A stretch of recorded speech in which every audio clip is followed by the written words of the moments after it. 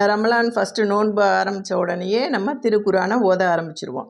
அந்த ஓத ஆரம்பித்து நம்மளுக்கு 27ஆம் தேதியிலேயே நம்ம ஓதி முடிச்சிடணும் அப்படிங்கிற ஒரு கான்செப்ட். அது யார் சொன்னதுன்னு தெரியல. 27லேயே தமாம் பண்ணிடணும் அப்படின்னு சொல்லுவாங்க. சமயங்களில் நம்மளால் அந்த அளவுக்கு ஓத முடியாமல் போயிடுச்சு அப்படின்னா மனசு வேதனைப்படாதீங்க. 27ஆம் தேதி வரைக்கும் தான் குரான் ஓதணும்னு எந்த சட்டமும் கிடையாது. நம்ம எப்போவுமே ஓதிக்கிட்டே இருக்கலாம்.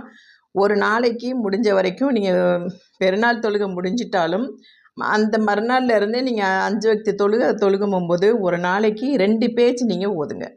திருக்குரானில் 2 பேஜ் ஓதுனீங்கன்னா எப்படி பார்த்தாலும் 1 மாதம் இல்லாட்டி 2 மாதத்தில் ஒரு குரான் அழகாக முடிச்சிடலாம். அந்த மாதிரி தான் நான் பண்ணுறேன். நீங்களும் முடிஞ்சால் ட்ரை பண்ணுங்கள். இது ரமலானில் தான் குரான் ஓதணும் அப்படிங்கிற எந்த சட்டமும் கிடையாது. நம்ம 5 வக்து தொழுகையிலையும் நம்ம திருக்குரானை ஓதிக்கிட்டே இருக்கலாம்.